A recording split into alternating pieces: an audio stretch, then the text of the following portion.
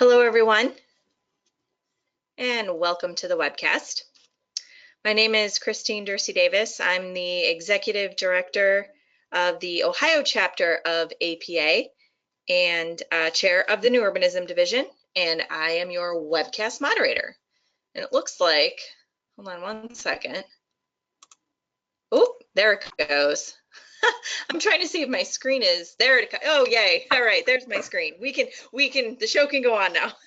Okay, so today is Friday, June 15th, and we're going to be hearing the presentation, Understanding Rural Broadband Technology Options. And this is the third in a three-part series sponsored by the APA Technology Division. So this is 3 of 3. For technical help during today's webcast, you can type your questions in the chat box found in the webcast toolbar to the right of your screen, or you can call that 1-800 number. And for your content questions related to the presentation, you can type those in the questions box, again, located in your webinar toolbar to the right of your screen, and we'll answer those at the end of the presentation during the Q&A. Coming up on your screen is a list of our 2018 members. So thanks to all of those members for joining us and for making these webcasts possible to their members. Today's webcast in particular, again, as I said, is sponsored by the Technology Division, and you can learn more about them by visiting planning.org/divisions. Coming up on your screen is a list of our upcoming webcasts. You can register for these by visiting our webcast webpage, ohioplanning.org/planningwebcast. And to log your CM credits for attending today's webcast, just head over to planning.org, log into your My APA account, and there up at the top, you'll be able to search by CM activity. And you can either search by the title of today's webcast or the event number, both of which can be found on our webcast webpage. Again, ohioplanning.org/planningwebcast. And this webcast has been approved for 1.5 CM credits for live viewing only. We do have some recorded webcasts that are available for distance education. Again, check out our webcast webpage. And like us on Facebook, Planning Webcast Series, to receive up-to-date information on our sessions. And we will be recording today's session. It'll be available up on our YouTube channel. Just head over and search Planning Webcast, and we'll also have a PDF of the presentation available at the conclusion today on our webcast webpage. Again, ohioplanning.org/planningwebcast. All right, with that, I am going to turn it over to today's speakers, which we're starting with Dale Neef. So Dale, the controls are headed over to you. Okay.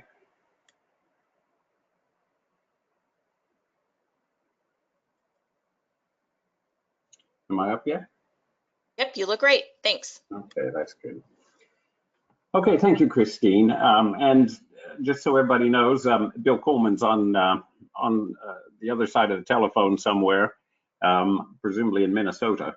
I'm out of Washington, D.C. And as Christine says, this is the third in a series of webinars that the Technology Division's been doing on rural broadband issues. The first one was 2 months ago. We've been doing one every month. Eric Frederick started off with his theme was more the economic advantage of high-speed broadband. He works with Connect America, and he was looking at the advantages that those towns and cities that have high-speed broadband are finding. And then Kate McMahon last month talked about the organizing and project management of municipal projects, whether they're owned themselves or whether you want to use public-private partnerships and the different options you have in the sort of legal and organizational phase of things. To give you a little background on what I'm about to say, my background is economics and information technology, and I started off in economics, teaching economics, and then I went to IBM very curiously, and then Computer Sciences Corporation, and eventually Ernst & Young. Back in the days when things were evolving, not quite as rapidly as they actually are now.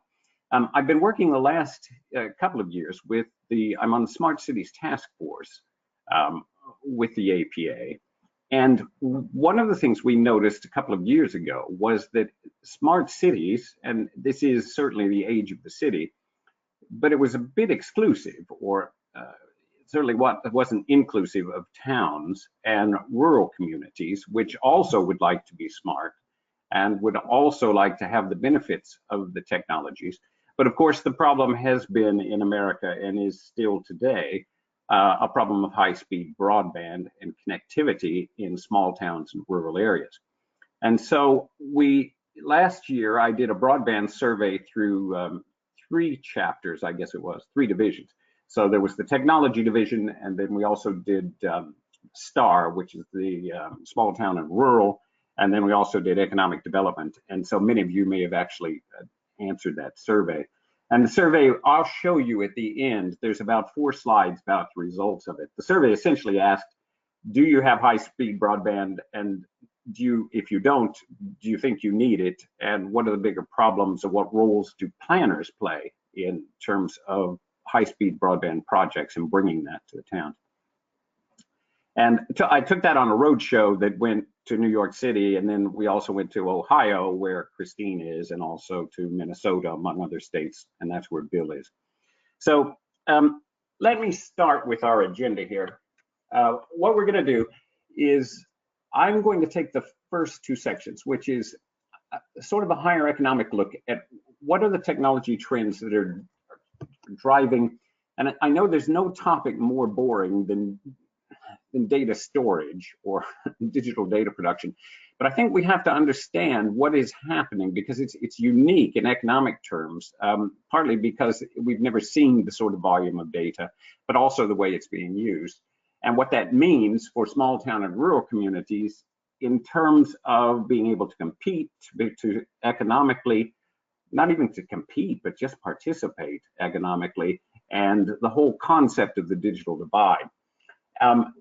So that's essentially the sort of case for action. And then we'll drop it down, and Bill will talk about all of the different technologies that are starting to develop. Some are alternative technologies, but they all ultimately, and Bill will tell you all about this, run back to fiber. And so that becomes the big contentious issue. And I'll have talk a little bit about what's happening in Washington just before I finish up here. And then at the end, I'll give you a quick look at the results from the STAR and Economic Development Survey on rural broadband. So if we start off by looking at, I've sort of condensed it down to 4 technology trends that are driving data production, but there are sub-trends which you'll recognize immediately. But what we have happening is, if you remember in the old days, which was only about 4 or 5 years ago, everything we had was contained locally. So you stored your data locally, either on a disk drive or some sort of storage disk, or eventually a thumb drive. All of that's going away. What is happening is every group wants you to put your data into the cloud. And so what you see is the evolution of Office 365, for example, with Microsoft. It used to be you bought it and you loaded it onto your laptop, and it resided locally. Well, they don't want that anymore. They want you to take your data and send it to the cloud for backup. You still have the option, but I suspect that's only for a limited time, before they will say, no, we want all your data online through the cloud. And that is happening everywhere. And what is happening then is, for transaction and storage, if you look at the groups that we've got here, this is the biggest growth area right now in the economy. And I live in Loudoun County, which is 3 counties west of Washington, D.C. And you would, for those of you who may have visited here, it's absolutely incredible the number of data centers, data farms. They're sort of twice the size of Home Depot as a building, and they're just throwing them up every 3 to 6 months side by side, covering the entire county, because this is becoming the internet center in terms of transactions with all the servers. And that's happening with many cities all around the country. And so what is happening then is that your data storage is moving into, there's 2 sides of it. There's the private cloud, and then there's also the business cloud, which I'll talk about in a second. And this is where everybody is putting their emphasis. So if you think of where Amazon or Google are making their money these days, or Microsoft, they are driving everyone to put their data through their servers, and they then sell their services through that mechanism. So this happens both in terms of your cellular, your mobile traffic, because more and more we're using our internet and applications on the phone, and it makes no sense to try and hold that data on your phone because it can't be done at the levels of data that we're running. And so what they want you to do is send that data back up. It makes perfect sense in terms of the technology, but it also means that it gives them great advantage in terms of they have your data, which means they also have your subscription, and it also means that they can analyze your data and sell that on for advertising, probably with the exclusion in this case of Apple. So that aspect is very interesting. On the mobile traffic, if you look at the chart here, that's just looking at 2020, but that is taking off. That's just absolutely exploding, the amount of data that is now being taken off of telephones. And if you look up at the picture of that cloud up there, you've got, you know, as we all know, the videos, the music. So these are types of data that are often enormously data heavy, particularly the photos and the videos. Those types of things are all going up and being stored in the cloud, both from your mobile and, of course, from your laptop or your pad.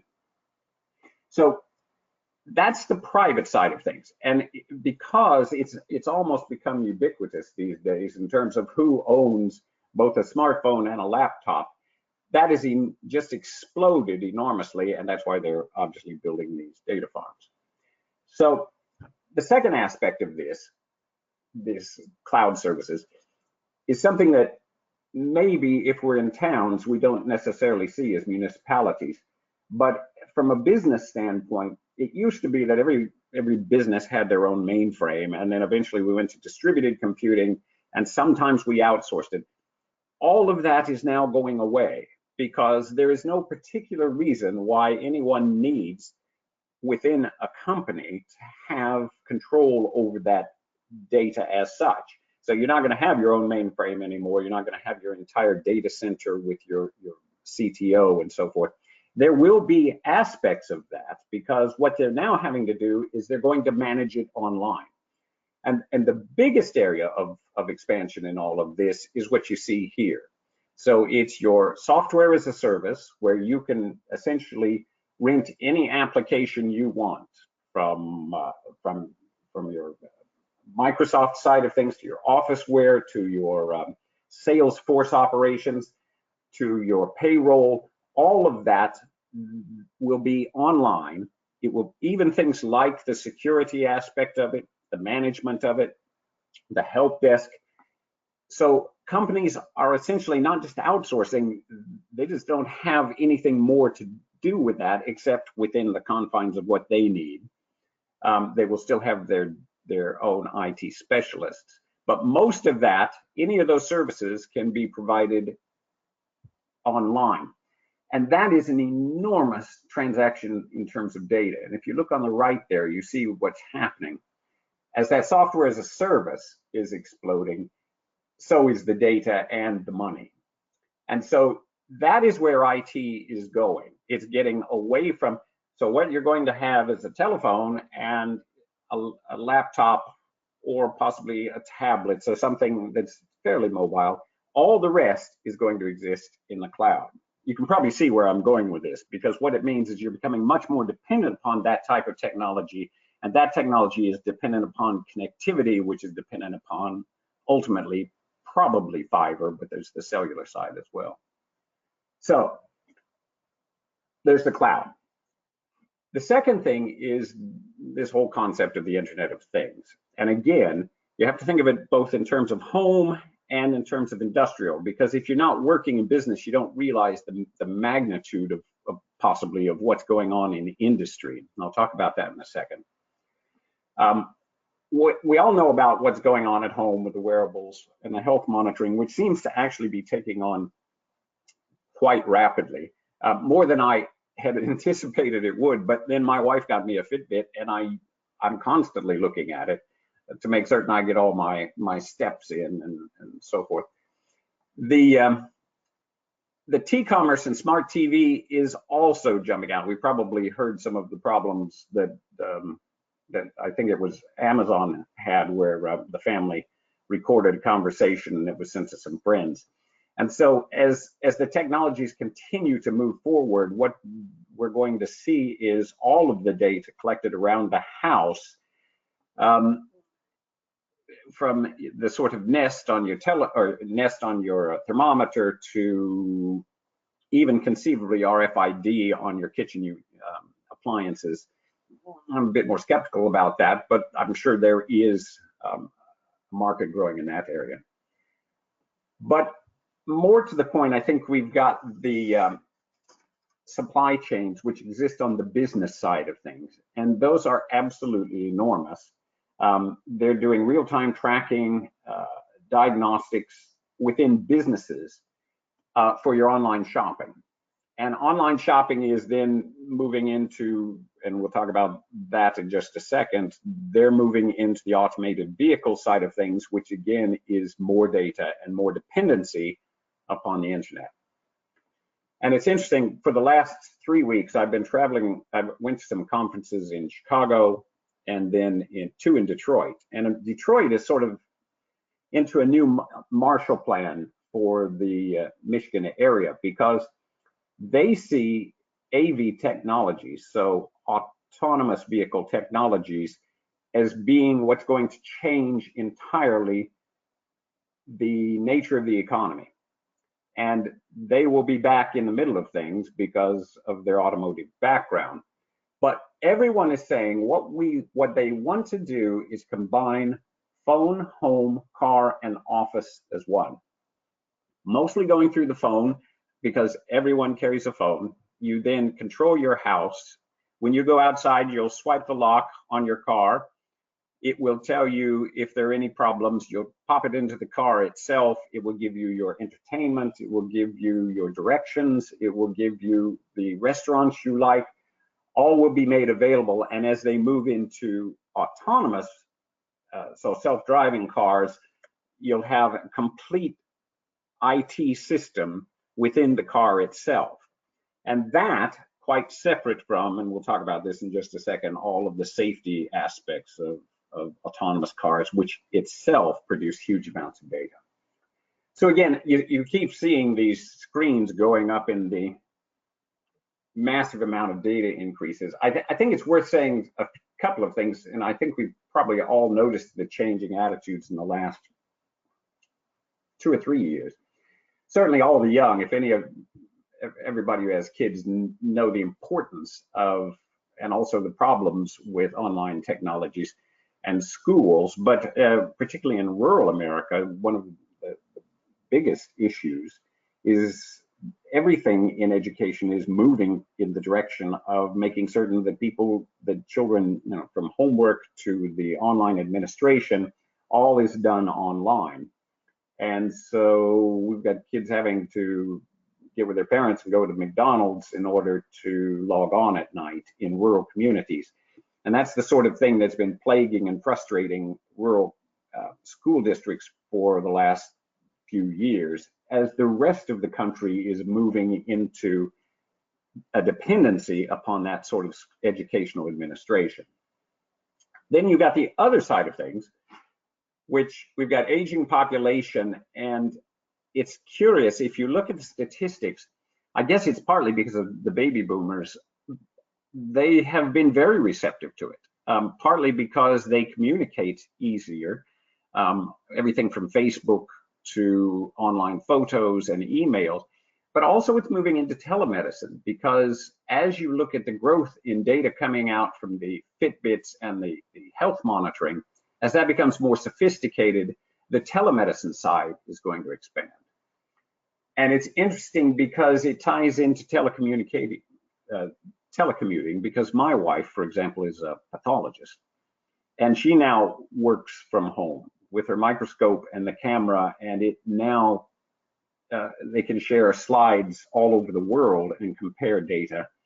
And that's a very sophisticated way of doing things. And For years, people have sort of been talking about that, but nothing much had happened, and it's starting to happen now, in part because it's all dependent upon high-speed broadband.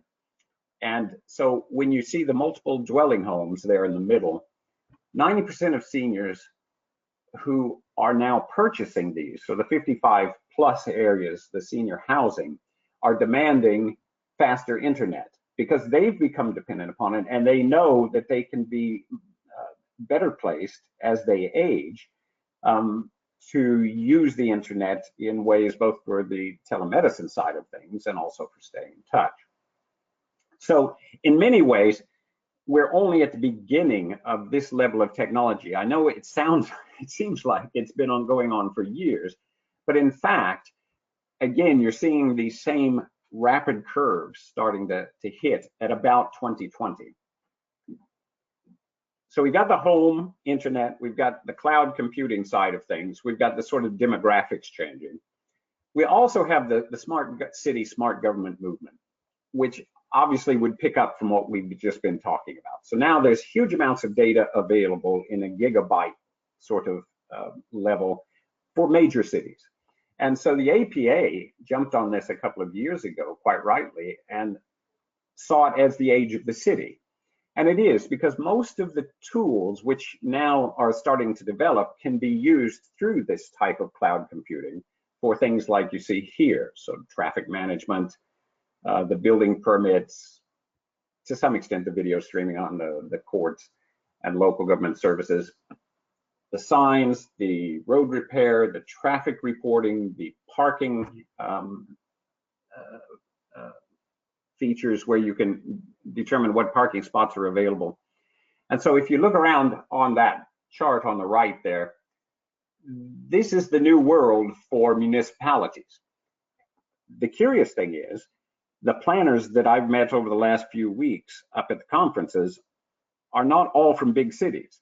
There are a lot of towns who would like to participate in this, or a lot of satellite cities who are smaller towns or smaller cities that would like to participate in this because they don't want to be excluded from it. And it also are the types of offerings that are just as valuable to small towns, rural communities as they are to large cities. But it's a huge movement, and if you look, there's conferences practically every month on smart cities, and it's happening all over the world, of course. It's not just the US. And the fourth thing, and I'm not sure, maybe you're all very familiar with this, but I'm beginning to realize that I think this really is going to be transformational in a way that I hadn't anticipated. And part of it is we only hear about autonomous vehicles if we hear about Uber running into a pedestrian or an accident. And so almost all the discussion in the press is really about safety and possibly privacy and cybersecurity aspects of it. But again, it all comes down to traffic safety. And that's very true, but that's not even the tip of the iceberg as to what's happening now in terms of what the industry, and when I say industry, I mean the automotive manufacturers, the sensor manufacturers, the Ciscos, the network groups, Microsoft, everybody who makes software, everyone sees this as the future. Even entire states like Michigan around Detroit see this as the future. It began, and it sort of clicked with people with the ride hailing and the rise of the TNCs, the technology networking companies, which are the sort of Ubers and Lyft. And what they realize is that the self-driving side of things, they're almost there in terms of the technology and the safety side of things. What they now have to do is it's essentially supply driven. They have to, almost like the original smartphones, they have to convince people that this is what they need, even though most people probably don't know they need a self-driving car. And where it will start are those ride-hailing fleets.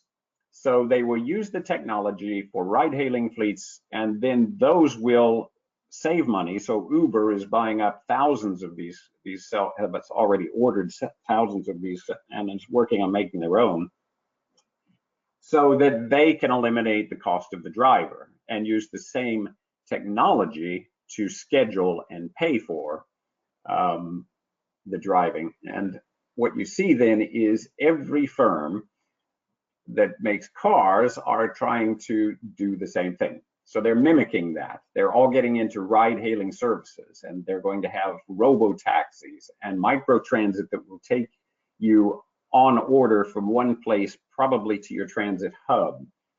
A lot of the interest is in trucks, buses, and delivery side of things, like Amazon and the US Postal Service and UPS, who would like to move to shuttles that come by, you schedule it, you go out and you pick it up from on your curb. And all of that means you've got the software vendors from every side looking at mobility as a service, which is a brand new thing. But it's looking at how you coordinate on a cross-functional basis all the software so that you can order, pay, get a taxi without a driver, and get it used to the airport or to the train, and schedule all of that in on time. A lot of this data, and this is what to some extent Bill will be talking about, has to go probably to the edge. So you can't load all that data directly into the internet. And they have all new technologies, including the 5G side of things, which they're looking at, because that will support in a much stronger way all of what is happening here. And so that's what we're looking about. It's not really 2020. I would say it's more like 2025. But at a certain point, it's going to be really hitting the economy in a way that shouldn't be just happening in cities. So connectivity is everything. The 5G side of things, which is one aspect of what we have, the LTE 4G now, but moving in, and there's also other options which Bill will talk about, the small cell, for example. It is important to think about, there's a shift that's happening with the vehicles already. Just like your handheld mobile or your laptop, they don't want to store data in a car. They want to get that data out. They want to collect it, they want to analyze it, and they want to use it for advertising to you.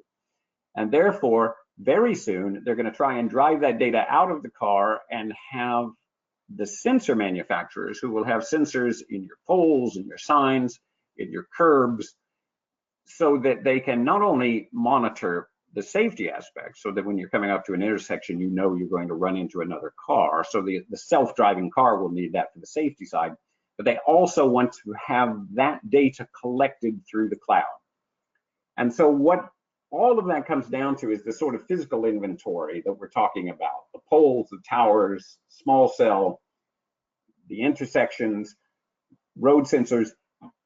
You guys as planners own the right-of-way and dedicated zones. So it's something that's being pushed by business, but it's something that ultimately is going to shift to your responsibility, because these cars, although they'll be able to drive autonomously, that's going to shift. Their dependency is going to become ever increasing upon the sensors that you're going to allow private industry to put in on your curbs or your light poles and so forth. So if you think about it, most important thing I think because transportation is such an important part of planning, if you look at the bottom there, it says pretty much V2I just means vehicle to infrastructure. And on that, you own the public right-of-ways in the sense of the responsibility for it. The private sector really can't do anything about building or owning or controlling it unless you give them permission, but they're not going to do it anyway if they don't have fiber. And this is the last slide. It's an interesting thing. If you look at the hockey puck or hockey stick curve there, that's really what is happening almost very suddenly in almost all of these areas. One thing that is worth noting is that all of this means, if you look at what the FCC has said, they for nominal broadband, they're saying 25 download megabytes and 3 upload. All of that has to change, because we're uploading as much as we're downloading. And so what you're moving to is that symmetrical sort of gigabyte level of service within 5 years. And this is all part of what smart cities are doing, because they're trying to get into a whole different level of being able to upload data as well as to download it. And I have been to the FCC a couple of times, and I noticed there seems to be a sea change just this year, because what is happening is a lot of the powers that are involved in software or automotive production, or even the towns and cities themselves, are saying, we don't want autonomous vehicles and all that brings, and smart cities, to stop at the city edge. We don't want our smart vehicles to only drive around, our autonomous vehicles to only be available within the smart cities that have the broadband capacity. We want to push that as much as we can to make it universal around the country. And so you've almost got a reversal. All of a sudden, you've got private industry saying, actually, we need some broadband in rural America. And that, apart from all of the other aspects of being very frustrated with years of not seeing it, and the digital divide and the political and economic issues which come from that. So that's the end. Let me turn it over to Bill. Bill, are you still there? I am, thank you. Okay. Nice job, Dale. Over to Bill.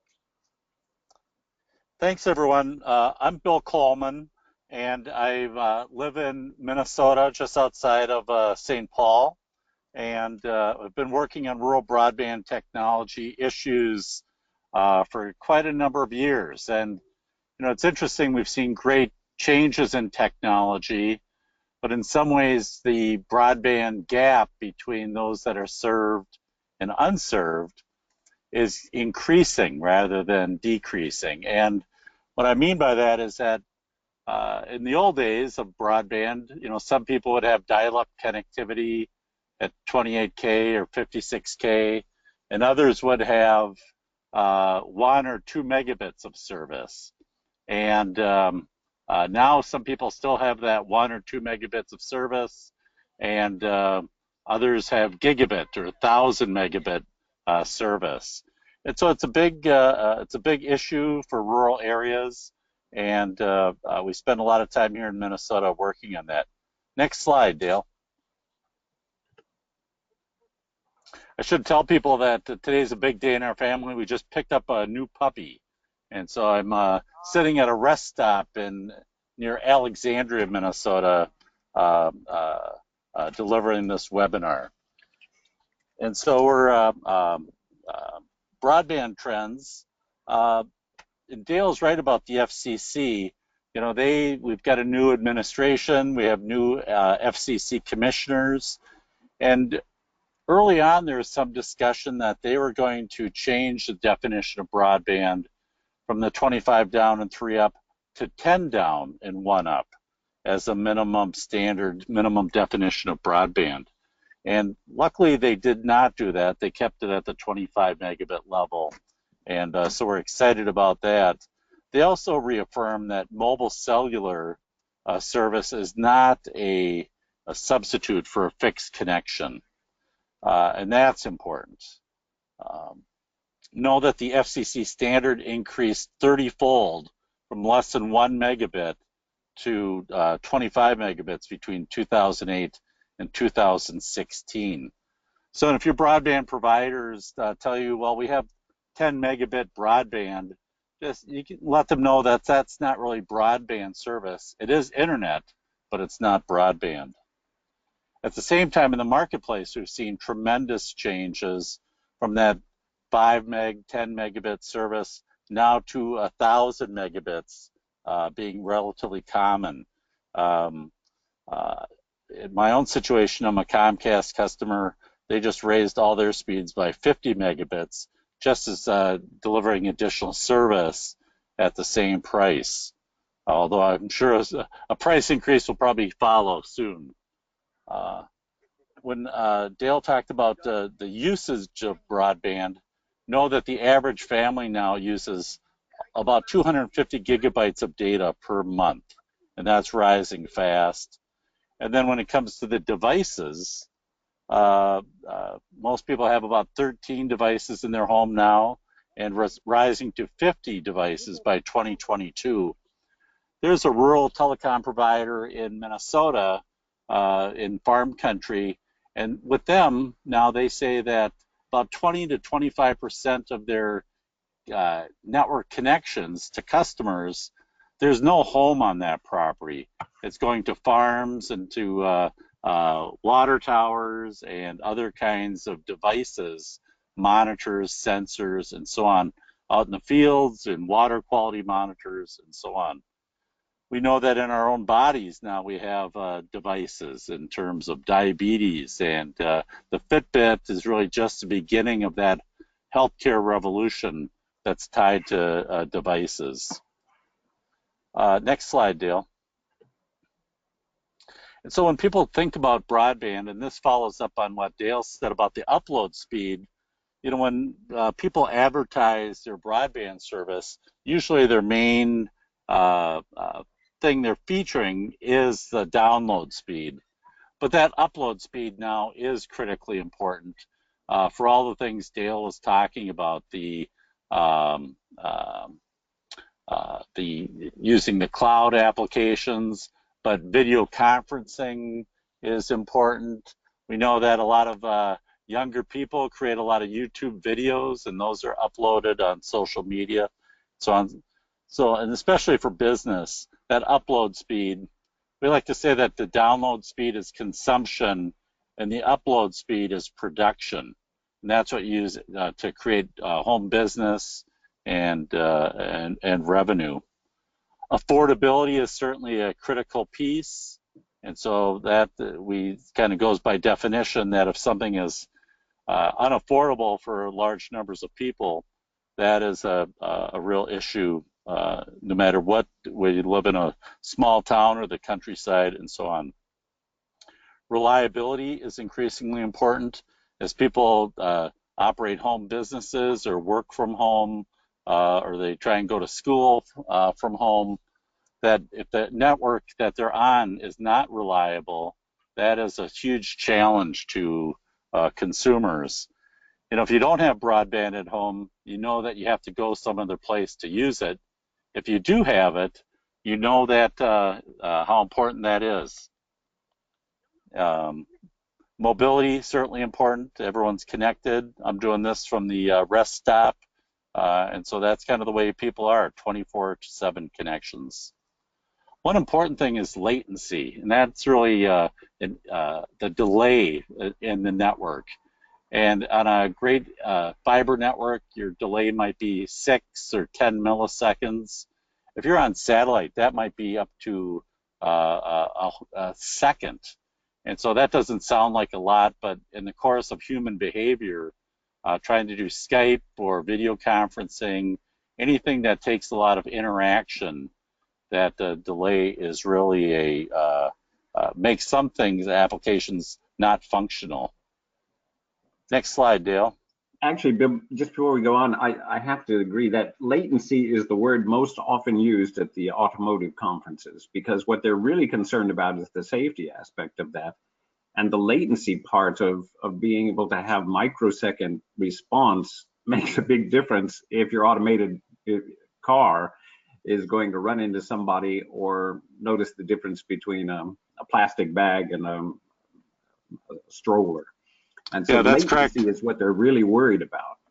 It is, and you think about telesurgery, you wouldn't want to have a long delay on telesurgery. Certainly when you're operating on somebody, you'd hate to find out 2 or 3 seconds later that something is bleeding. So, and but I think the automatic cars too, it's important.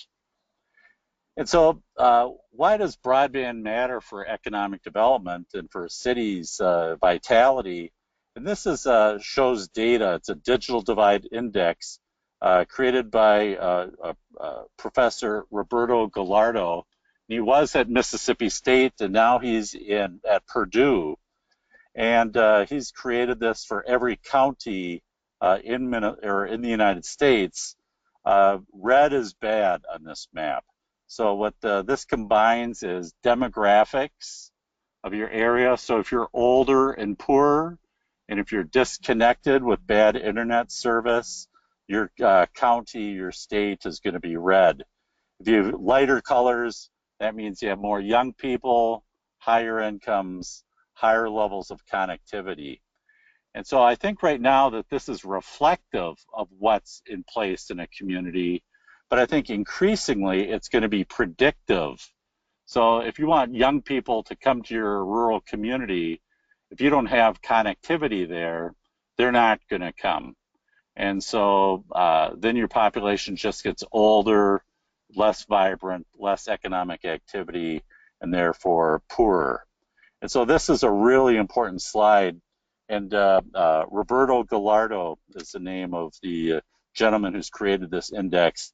And he's really intent on sharing this information widely. So you can contact him at Purdue Center for Economic Development for your own specific data for your state or your county.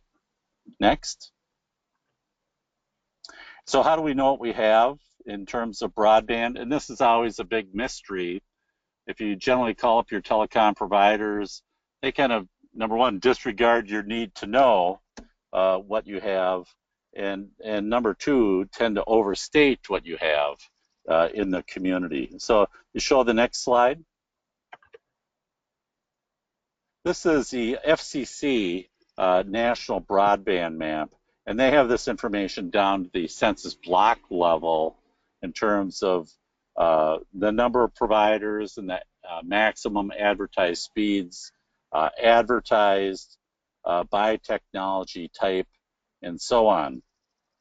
And so this is available for national information. It comes from forms that all the internet service providers fill out called the 477 form. And this is not bad data, but it's limited in the fact that if one home in a census block is served by your telecom provider with internet service, they consider the entire census block to be served. And we know that in rural areas, the census blocks can be quite large. And so it tends to definitely inflate the availability of broadband in any given spot. Next. This is a broadband map for Minnesota, and we have a state broadband grant program, and this essentially shows what parts of the state are eligible for the grants and which are not. And they chose their colors wisely on here. The green areas are on the go, and they show they have broadband of at least 100 megabits down and 20 up. Most of those green areas are 100% fiber to the home coverage, either provided by public sector entities or by telephone cooperatives. The purple areas are the underserved, and that's they meet the 25 down and 3 megabit goal at the FCC standard, but fall short of that 100 meg. And then the red areas are less than 25 megabit service. And so we do have a grant program that helps stimulate the deployment of service that meets at least 100 down and 100 up to qualify.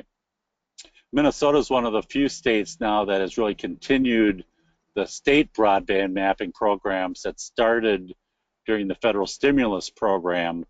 We continue to think that that's really important, have this evidence to show which of our areas are meeting our state broadband goals. Next. And this just shows an area in south central Minnesota near the town of Mankato that shows this whole 9-county region to be pretty underserved in a lot of the areas, especially in the rural areas. You know, the towns generally have a cable provider that offers internet service, plus a DSL provider. And so, you know, in town, most people can get what they need. Although if it, as an economic developer, having ready availability of fiber to both downtown areas and to industrial parks is really essential to meet the criteria now for most manufacturers who are looking for new locations because of that supply chain and sending big files and just the interactive sensors and monitors they have in their businesses.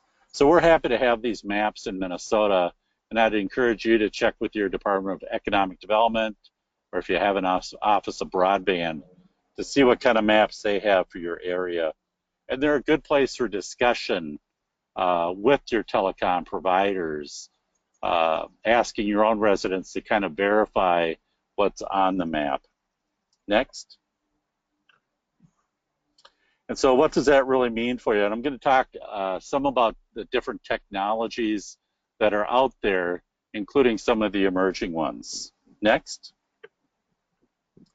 And so on the wired side, you know, fiber to the premise or fiber to the home is really the thing that the gold standard for what people want to have. And it's really important that more and more, as people work from home, start their home businesses, have multiple devices and so on, that the network becomes kind of like electricity in that it's invisible. On any given day, you don't think about your electric service and whether there's enough electricity there to serve your needs on a daily basis. But I think a lot of rural people do have that consideration. You know, mom or dad have to do their work before the kids get home from school. Kids have to decide who's going to do their homework first or watch some videos that are either for fun or for school. And so fiber to the premise is really unlimited. And just by changing electronics, you can increase the capacity from 1 gigabit to 10 gigabits to 100 gigabits. Fiber technology is to the point now where it's not just one light flashing on and off on a fiber, but it is a range of colors that they can send simultaneously down that fiber network for maximum capacity. Fiber is a technology that can deliver symmetric service, so 100 megabits down and 100 megabits up without a problem. And that's really what differentiates fiber from some of the other copper technologies. And then finally, fiber has that lowest latency, that lowest delay, or the 6 to 10 to 15 milliseconds on a fiber network compared to 20, 30, 50, 1,000 milliseconds. If you have companies in your community like CenturyLink or AT&T or Verizon, chances are they're deploying more of a fiber to the node service, where it's fiber optics to a place in the neighborhood or the rural crossroads where they put in new electronics and use copper lines from there. In the cable business, they do the same thing but connect to coaxial cable. And both of these network types are really designed to deliver content to you but have slow uploads. So a company like Comcast will advertise a gigabit of service over their coaxial network, but that's 1,000 megabits down, but only 30 to 50 megabits up. And so for, again, many home users, that might be fine, but for people who are creating information, uploading a lot of data, that 30 to 50 megabits can limit their capacity. And then finally, some people are stuck with just plain old telephone service, very long loop DSL service. And DSL service is that's improved, and when used in a fiber to the node scenario, can deliver some pretty good service if you're close to the electronics. But in the old style DSL, people might be 10,000, 20,000 feet away, 4 or 5 miles away from the electronics. And by the time you get down that far, you're probably at 1 or 2 megabits of service, which is certainly inadequate for most people these days. Wireless, of course, is where there's tremendous innovation, and we're seeing, depending on where you live, if you're in a prairie kind of environment like western Minnesota, if you have fiber to the tower, you can have some excellent fixed wireless service. We have cooperatives delivering 50 megabits down and 25 megabits up, So that certainly meets today's FCC standard with relatively low delay and so on. Other places are limited. They just have a T1 or maybe a 10 megabit Ethernet connection to those towers.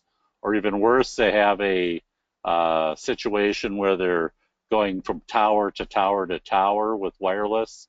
That really tends to slow the both the speed of the connection plus increase the latency for that service. And so when people say they have fixed wireless, that can be a whole range of technologies and frequencies and really throughput to the community.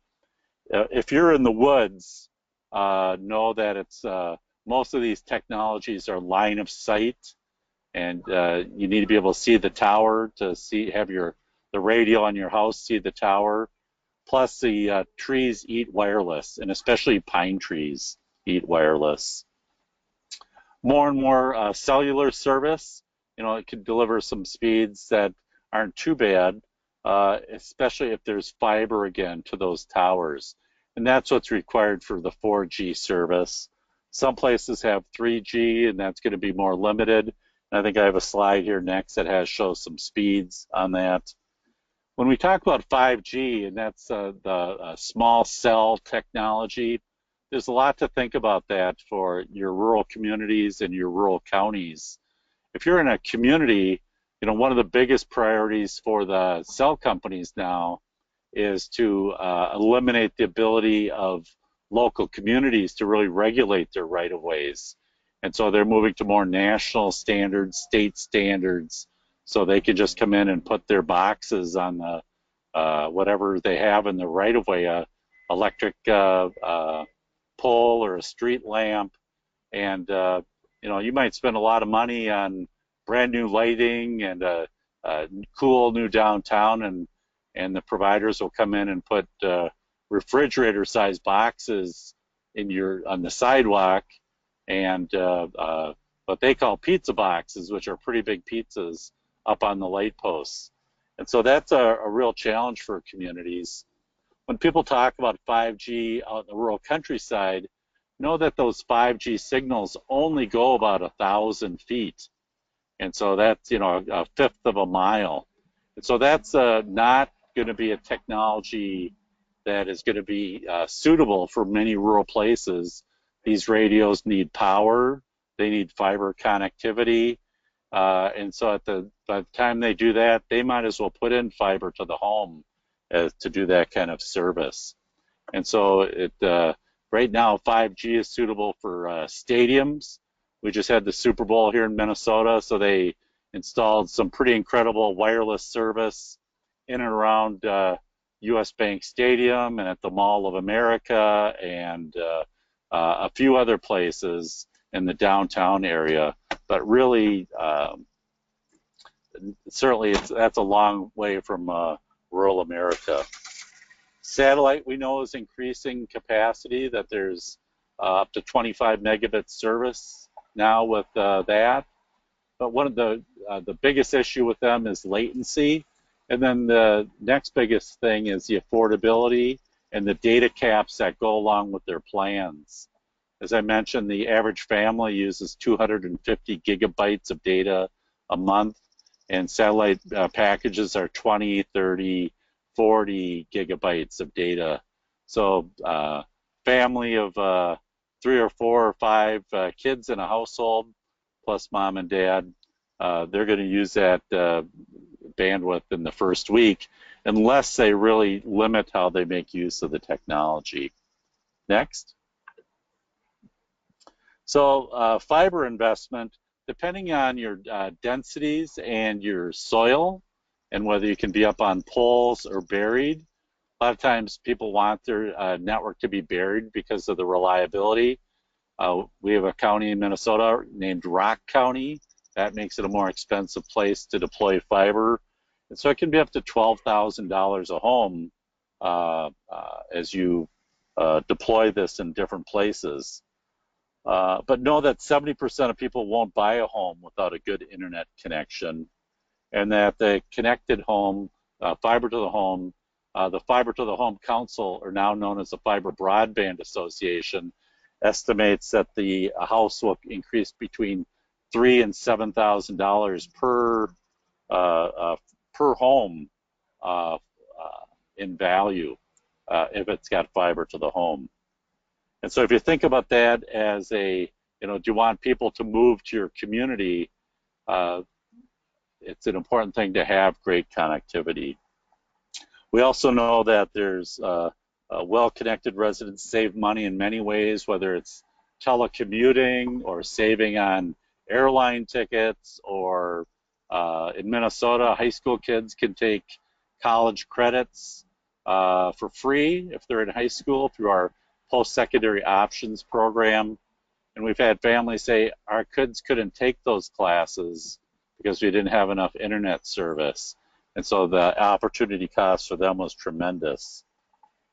And we know that homes that have fiber to the home and have triple play service, they can get their television, their phone, and their internet service for a couple $100.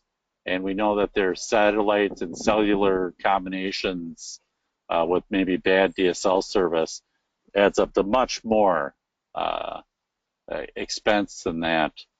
And then back to the wireless, when people say, well, everything is going wireless, and a lot of things are going wireless, but that wireless network depends on fiber optic.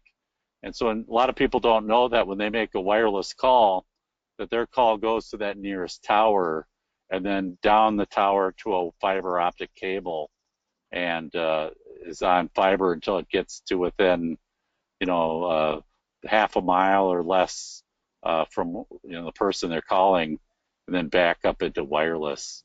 So that's wireless. If you want good wireless, you need good fiber.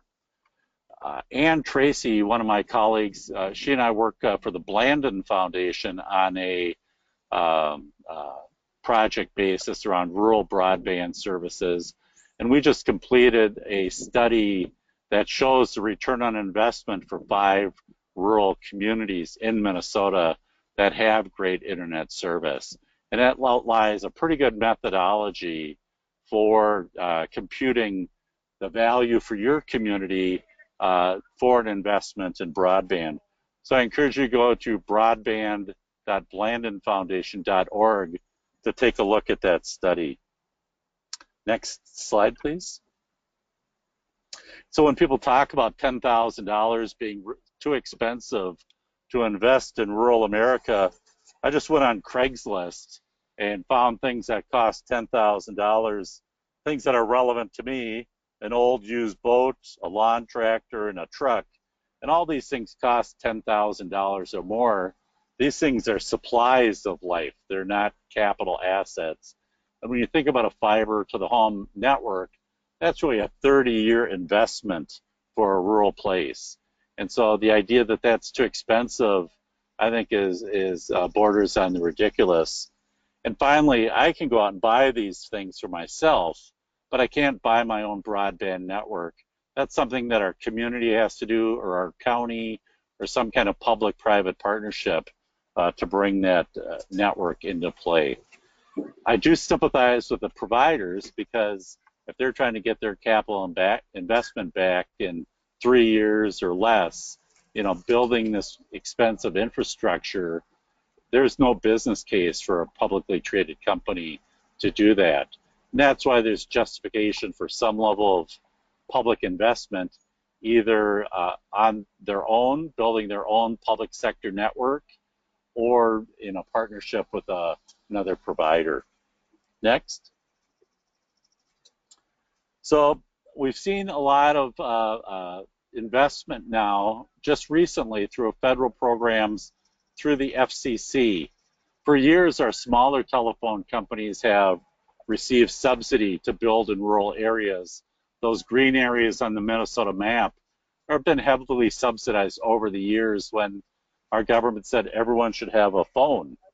But now we have these bigger carriers, CenturyLink, Frontier, Verizon, AT&T, receiving dollars either through the Connect America Fund, or for the smaller mid-sized companies through something called the Alternative Connect America Fund.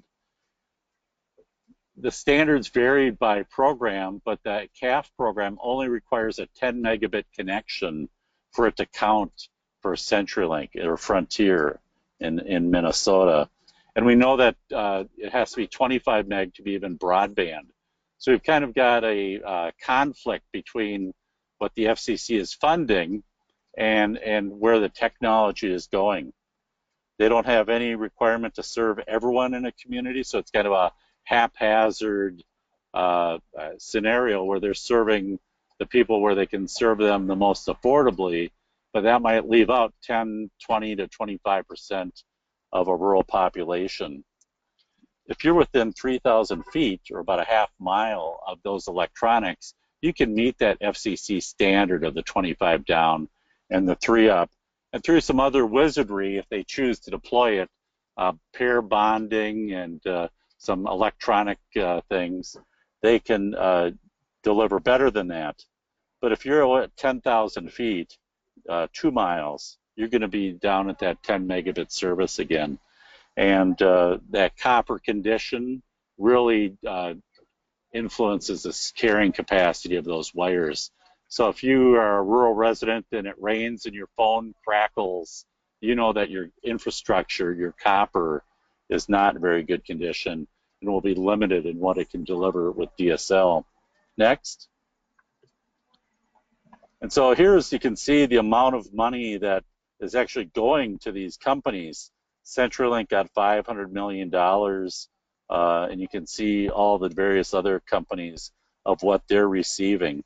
So you should look, if you go to the FCC, you can look at maps that show what areas are eligible for these dollars in your community, in your rural county, but that doesn't necessarily mean that they will deploy this in your community or county. So being in touch with your providers about their plans, encouraging them to deploy in your area and to maybe put some additional public sector money in to make sure that you have a higher level of service. You know, that's a way to leverage that federal.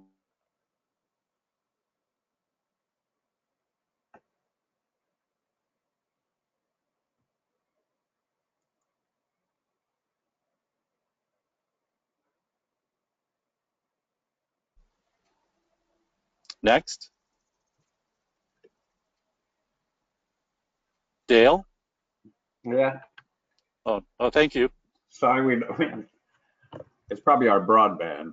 Okay, and it could be me. And so this shows that DSL speed over distance. If you're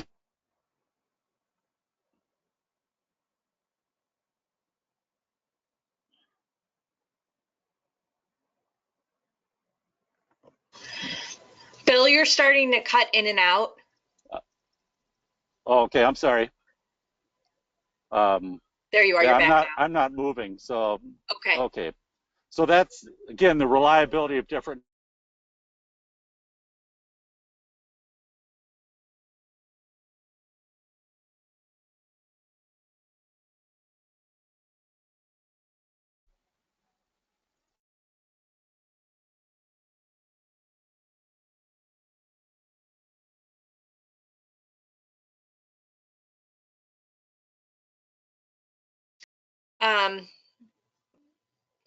We still can't hear Bill. Dale, are you able to take over? Yeah, I'm afraid, Bill, you're suffering from exactly what you're talking about. The irony. You want to try one more time, Bill, or can you hear us? It looks like he's offline. Oh, okay. Something must have happened with his internet. Okay, well, let's see. I think, I'm not too familiar with the Frontiers Windstream exchange there, but if Bill comes back on, I guess we can pop through those again. He was going to talk a bit more about the fixed wireless side of things. What we can do, let me just advance it here. While he's calling back in, let's have a quick look, and just from a planner's perspective, again, so with the APA, so with the STAR group, which is the small town and rural, and also with the economic development group, and I think it was the interregional, we did a survey last year and sent it out to something like 900 respondents all in. But we addressed all the issues that people were beginning. So these types of issues that we've been talking about, to see what rural communities were thinking in terms of planning. And here are some of the results. So if, does your city, town, or community have access? So that's really at the beginning of things. And Hi, so Dale. about 40, yeah. Hi, Bill. Hi, I'm back. Hi, I'm back now. I'm sorry, Okay. everyone. Let's do it. I'll come back to the survey. Let's pop back so Bill can talk a bit more Okay. about the wireless And I side. just have a little bit left there. I think we were about here. We're just about looking to ready those circles. Do you want to look on the next one, or you done with the speed over I distance? don't see. I still see your star map. I still see your star slide. I suspect you have very high latency. Can you see that now? We're back on DSL, speed over distance. Okay, and then go to the next map. Okay. And so I think you're looking at a map showing some circles, and that is this is the TAP deployment, Connect America Fund deployment in a rural exchange in Chisago County, Minnesota, just north of the Twin Cities. And you can see the 3,000 foot circles in the represented there. So those are 3,000 foot radius circles. And within those circles, people can probably get 25 megabit service. And then to the blue circles, that's the 10.1 speed. That's 9,000 foot radius circles. And so if you go, that looks pretty good. That's a pretty comprehensive deployment in that area. But if you go to the next map, then that just shows, you know, in terms of meeting that FCC standard, that's only about 1/10 or 1/9 of the area in a area that is going to meet that state broadband standard. And so this is a real challenge for communities. These companies have invested some limited dollars. They're, you know, it kind of precludes somebody else like the electric co-op or a county solution to come in and compete against them because there's this thought that now they're served. And so this is a real challenge from these FCC programs for rural communities. And so if we go to the next slide on the wireless. Okay. And some of these things I've talked about already, so we won't spend much time on this. But again, if your towers are fiber fed and you're on the prairie, fixed wireless can work great. But otherwise, that's a real challenge if you have hills and trees. And plus the cost of internet backhaul. You know, who is your internet service provider, this wireless provider, getting their internet from? And in rural areas, that can be quite expensive.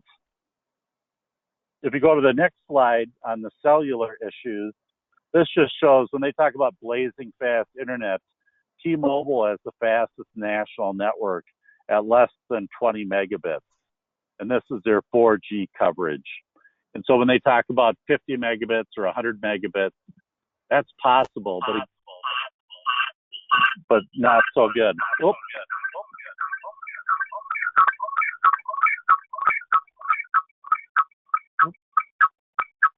So, okay. And then satellite is hold on one second. Bill, I think you have a problem. Your phone is on. Are you on the telephone? I am on the phone, and now I turned off my iPad. Okay, perfect, because that was the issue. Got it. Thanks. Yep. So again, talking about the reliability of networks, how it's there sometimes and not there another time. So it's too much excitement, and I apologize for that. And then satellite, we've talked about this. There is increased speed, increased affordability, but it's still not 100% reliable technology.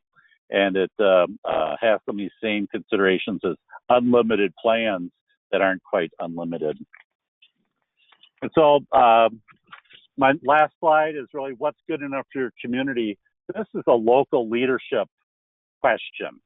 you know, some communities are really going to focus on this as a future infrastructure that will support investment and attract people. And other places are going to say, well, whatever the phone company or cable company provides is good enough. Or we have Minnesota state senators that say a satellite connection is good enough for my grandma, so it must be good enough for all rural people. And I work with the communities that think we need world-class infrastructure to support our economy into the future. And so that's my advice, is to pursue high levels of infrastructure, either through a public solution, a private solution, or some public-private partnership. Thank you. All yours, Dale. Okay, great. Thanks, Bill, for all that. Yes, let me run us back to just finish off these slides on the survey that we had, and because the perspective as a planner is quite an interesting thing, because planning's taken quite a role in this, the APA, as well as the ICMA, who are quite interested in it, because obviously right-of-way issues, planning, economic development, and zoning fall right in our bailiwick. And so the question then is, what is the role of planners in all of this? And if we're not talking just about the smart city planners, so not city planners, but satellite cities, smaller towns, and the small town and rural communities, these are the ones that we interviewed last year. So if we go back again to that slide, you know, they are getting what I think they would perceive as gigabyte level broadband in a number of cities. And I think some of this overlapped because some were larger, even though, because they were in the economic development group. When you look at the anchor institutions, so you've got about 15% who's saying that, yes, we do have fiber, high-speed gigabyte level connectivity, but only to our anchor institutions, which are your schools and your hospitals and your universities. Now, that's not necessarily a bad thing, because once you get it to those anchor institutions, then the next question is, how can you take that fiber out to the community and small businesses in rural areas? And that's something that a lot of small town planners are having to think about. What is interesting is that even last year, you've got 25% who are saying, no, we're getting nothing.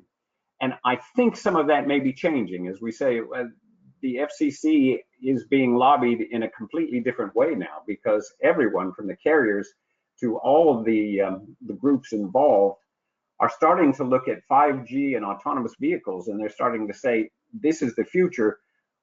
What about rural America? We can't just leave this in the towns. And that's why I see so many more planners at these types of conferences, because ultimately, a lot of this falls back to planners, because they're sort of seen as the brain trust. We've got a slide coming up on that, if not the champion for it. So here's a good question. As a planner or from the economic development side, to what extent do you believe the lack of high-speed broadband in your town is affecting your local economic development? And if you know, 12% said not at all. And I suspect that coincides with the ones who are fairly indifferent to the issue or already have the gigabyte. The rest are saying it's quite important. I mean, to be nearly at 40% saying it's significantly affecting your economic development is worth noting.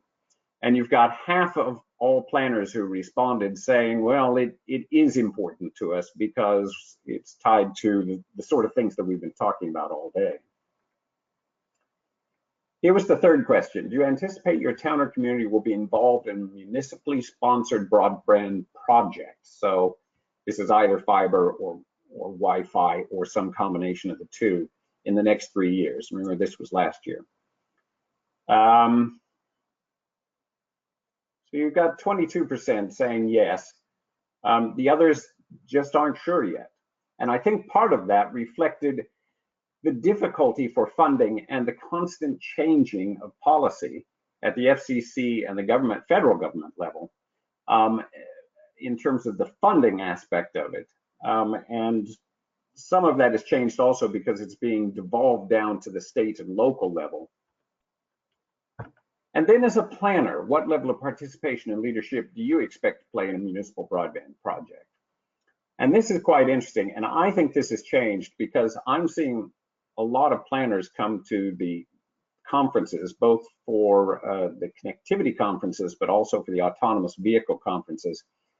Because ultimately, as I was saying, it's coming down to what are you putting in your comprehensive plan for if you're talking about economic development, or if you're talking about being part of the autonomous vehicle economy that's coming in a few years, or if you're just going to participate in the way that we've been talking about today. The planner is right in the middle of that.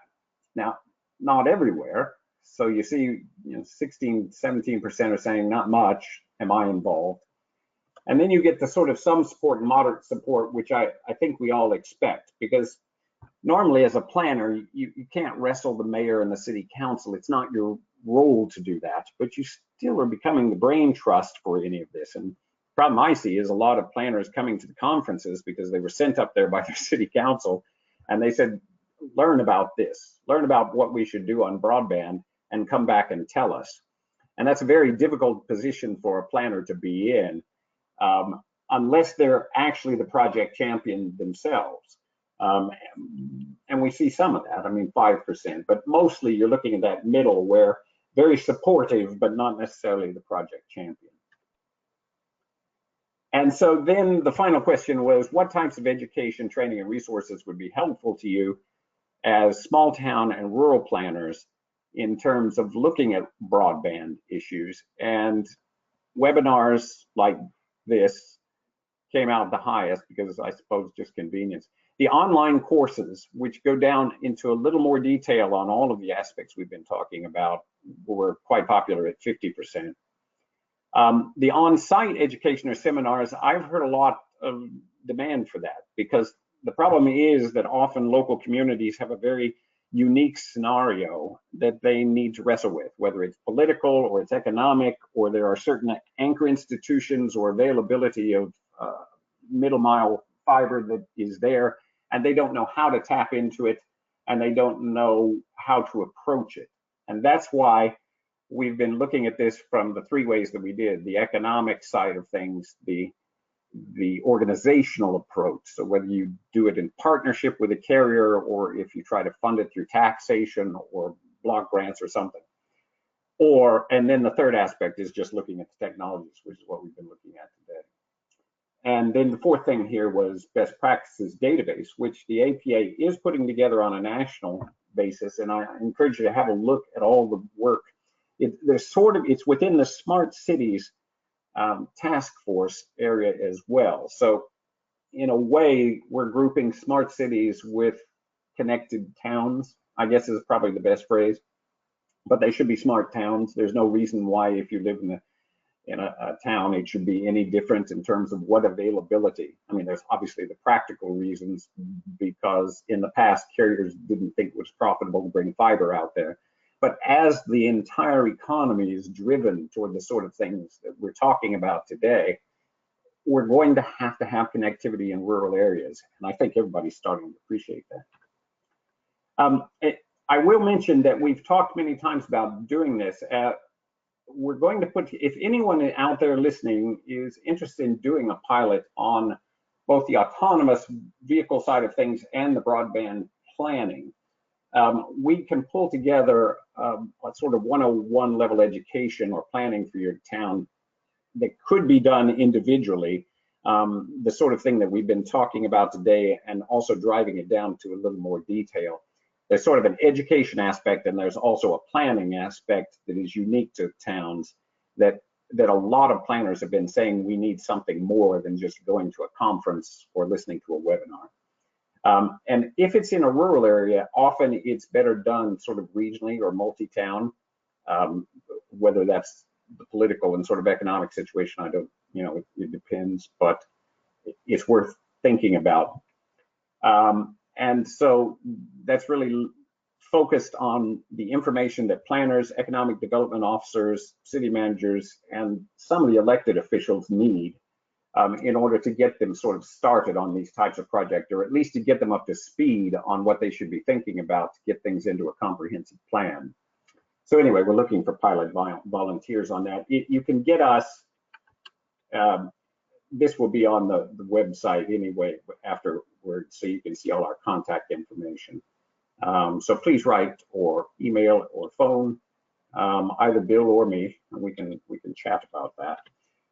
And I guess now we open it up, don't we, Christine, for Q&A for a few minutes? Yeah, we have a few minutes. So I'm just going to go ahead and jump right in.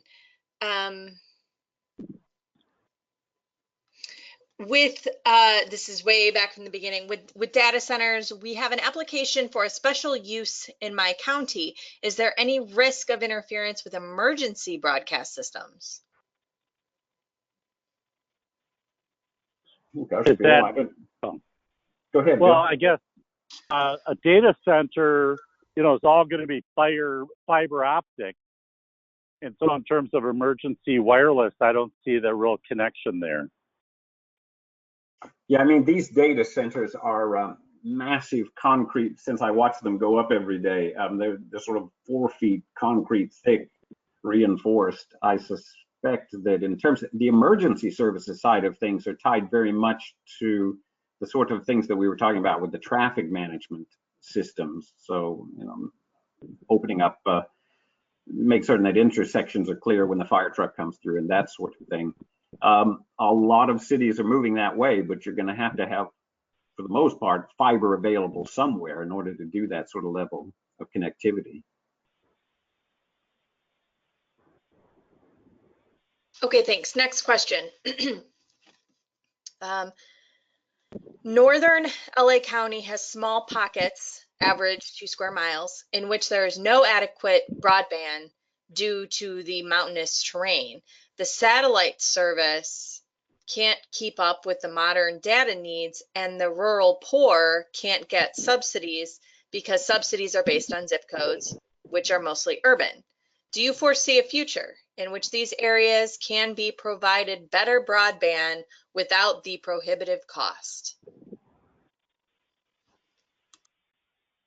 I think it's possible that some of those areas might qualify for some of this Connect America Fund or the Alternative Connect America Fund, depending on who their provider is. We have seen in Minnesota rural townships actually bonding to provide subsidy to providers to come in and improve telecommunications services. And so if there's an opportunity to work with the providers directly to see, what is the business case for building that? So what are the costs and what are the possible revenues? And seeing if there is a public purpose that can justify some kind of economic development grants or low interest loans to help spur that last mile investment. But mountains are hard for wireless. There's no doubt about that. All kinds of wireless. So with that then, what kind of technology is being used in deep valleys and hills? Well, it's either wireless technologies that are, if you can get up a tower on top of a hill, you can do some of that. Otherwise, we're seeing some new mesh Wi-Fi networks that if you had, up a mountain valley, maybe a river valley kind of thing, you could string, interconnected Wi-Fi devices up and down that valley. But that is a technical challenge. There's no doubt about that with the curvy roads and so on. The wireless is, when you have tree cover and when you've got hills in the way, it really diminishes the feasibility of that wireless.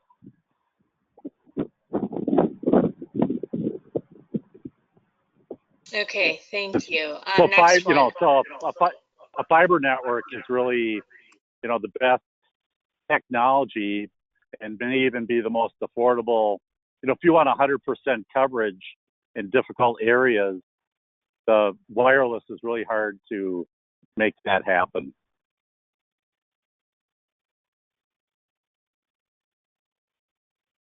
Next question. I wonder if clandestine surveillance of individuals is easier if a home or a building is fiber connected. So can unscrupulous individuals tap into the signal unnoticed? So this is a little out of my expertise, but a fiber is the most secure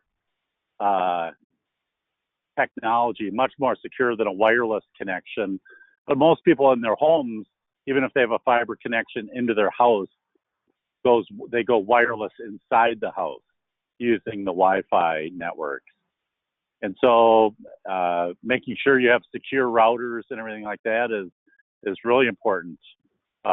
Whether you have a cable modem or a satellite connection or a fiber to the home network. Yeah, it's the Wi-Fi is by far the. Go ahead.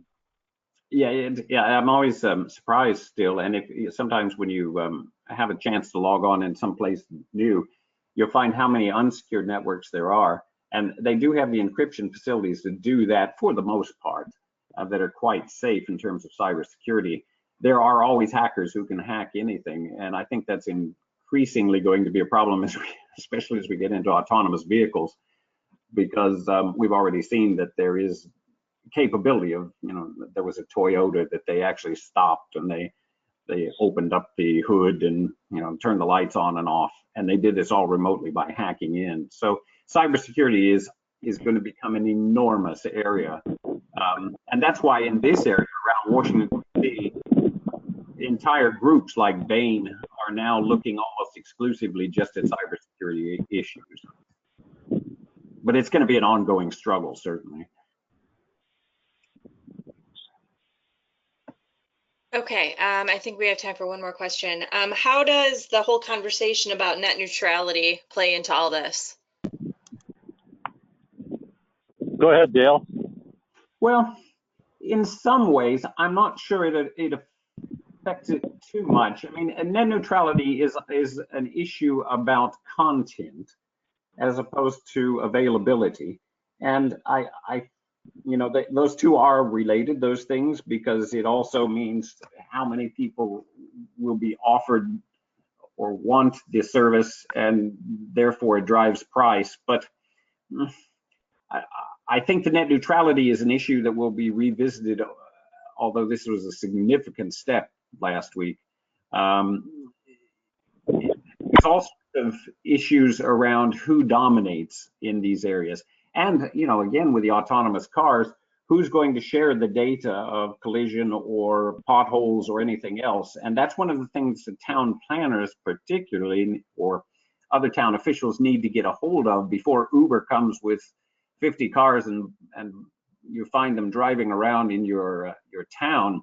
You need to work out data sharing and privacy issues with them. And that's why there are infrastructure issues, and there's also policy issues that you need to be looking at a town basis, because after all, ultimately, as officers, you're the ones who can control that sort of thing. If not, Uber will just come in, keep the data, and do whatever they want.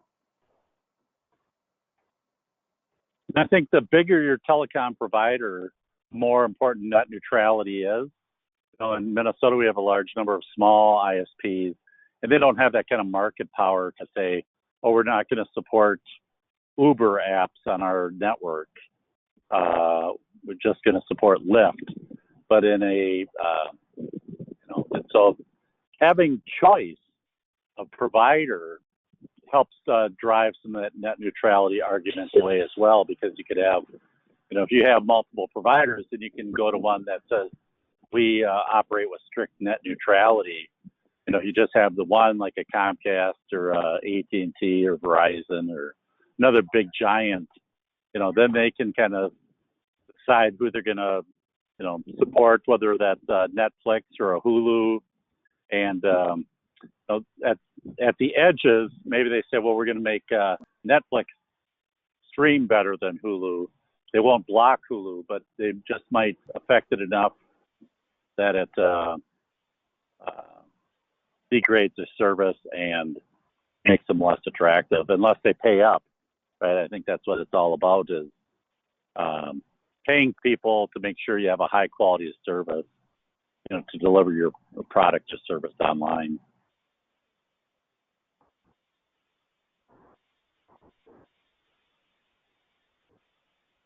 Okay. I want to say thanks for the opportunity. Yeah, thanks for joining us and talking. Dale Neef and Bill Coleman for joining us today, and of course the technology division for hosting this session.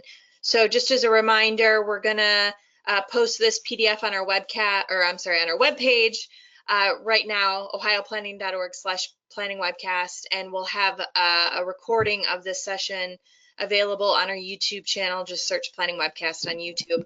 So again, thanks to both of you, much appreciated, and we will talk to everyone next time. Thanks and have a great weekend, everybody. Thank you.